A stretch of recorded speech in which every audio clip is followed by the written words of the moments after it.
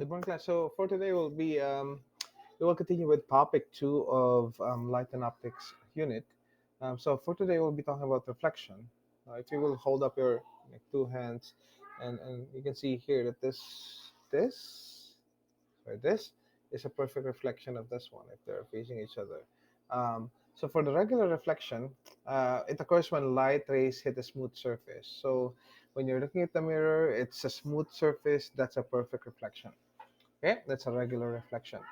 Incoming light rays travel parallel to each other. So, like if you will think about it, okay, so these are light rays, and then they will travel parallel to each other. So parallel meaning the distance here will be equal here, right? And then they are traveling towards this way. So let's say um, if this will be if this will be a mirror, okay, and it will be reflected back. Okay.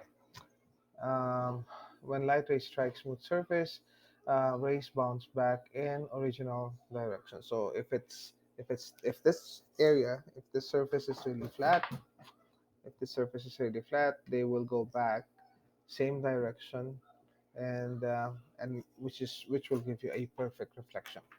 Okay. Um, Reflected light rays stay parallel to each other.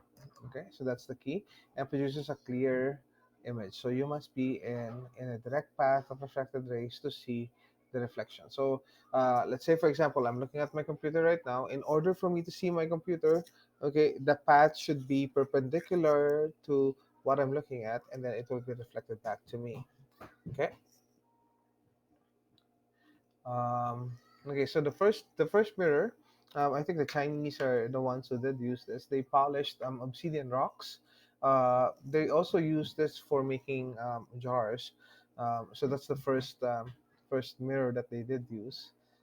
So you will see here rays of light that are parallel to each other, so same distance, and then they will be reflected back.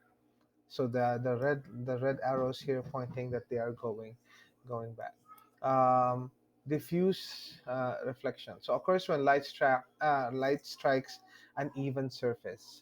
So you've seen cars that will have matte finish, meaning they're not shiny. So like this hat, for example, is not shiny because of the threads and those things. They are not smooth, uh, and the surface is not completely flat, and that's the reason why the light will be reflected in different directions. Um, Next one, each incoming ray is reflected at different angles. So that's the thing. So if they are reflected in different angles, then you will not be able to see a clear reflection, and they will not be uh, like unlike smooth materials, they are shiny. For this one, they're not. Reflected rays do not remain parallel to each other. Okay, which is a given. I'm gonna show you later why those things are happening. So light is scattered in many directions, and you can see that the image from any you can see the image from any position.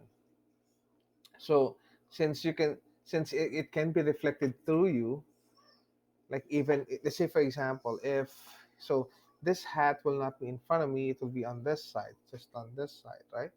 And since the light that hits it, um, since the surface is not even, so some of the light can actually, even if it hits it from, let's say, this point, hitting the hat, okay, it will not be reflected this way, but it can bounce off the hat and then go back to my eyes, since the surface of the hat is not smooth. So so that um so that can happen. So I'm going to show you some examples here, like for this one. Um okay, so we have a smooth surface here, so obviously if you have this, let's change the color for that one. Okay, so if you have this, and then so if this will be coming from here, reflecting on this mirror, and then you have another one. Notice the angle here will be the same as this one, but if you have a different material, let's say for this one, if it will be hitting this surface from here, okay, so the angle here should be equal to the other side. So I'll just draw another one there, and it will probably be here. Or if you have another here,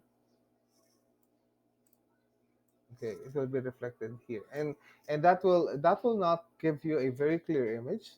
And somehow, if that material, so that material will not be shiny or will not be smooth, really. Okay, so let's go back to our presentation. Okay.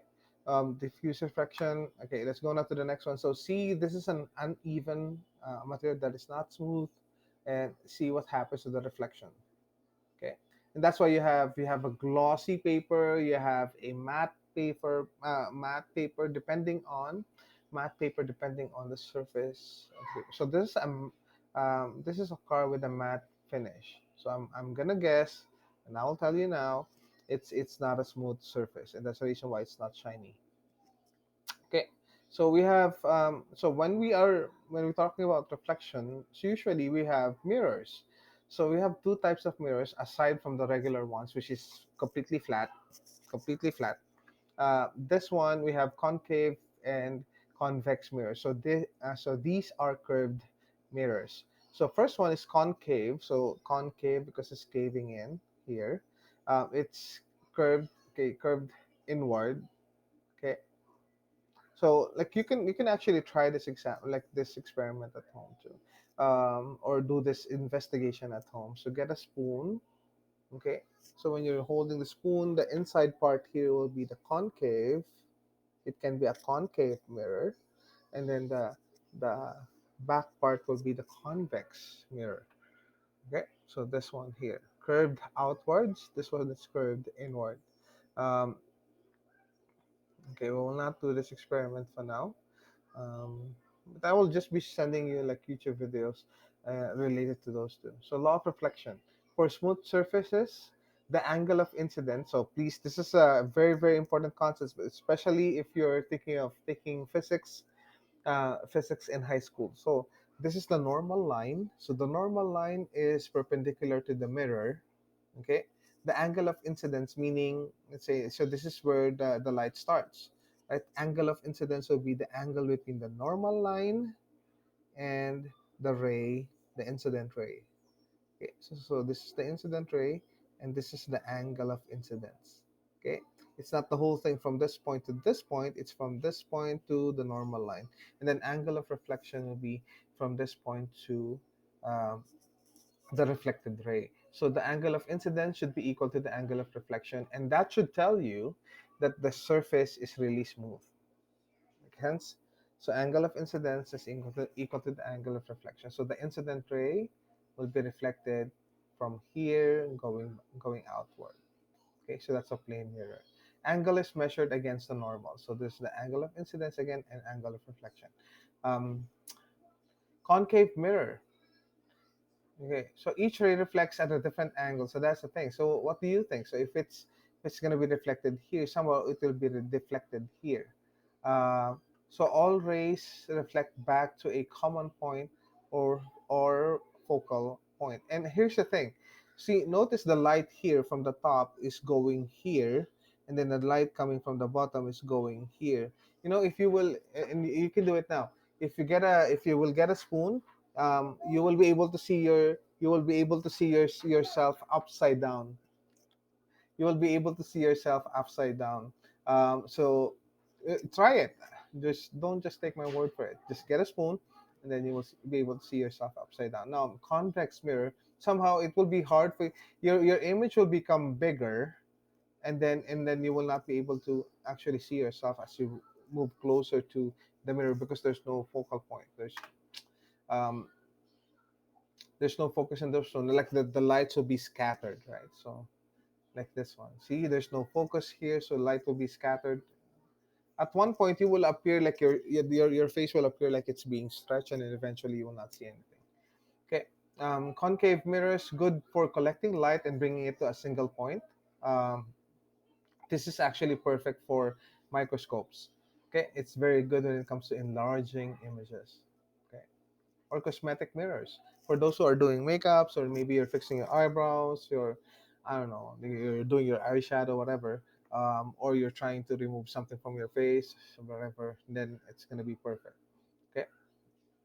Um, it's also, so convex mirrors are good at enlarging images. So um, If when you go to Winks, or you go to, I don't know if Winks will have this, but if you will go to 7-Eleven, you will see those mirrors, like huge mirrors, which, if you're a cashier, if you will just look at that mirror, you'll be able to see all those people, like behind those, whatever it is that they're doing, right? So you will see if they're doing something that you don't like.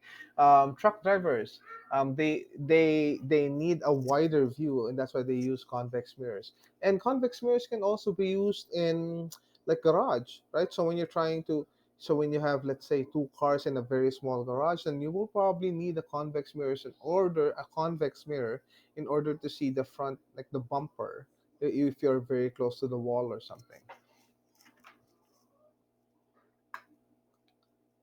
Or if you're secretly trying to look at your crush, without looking at them directly, and you're using a convex mirror.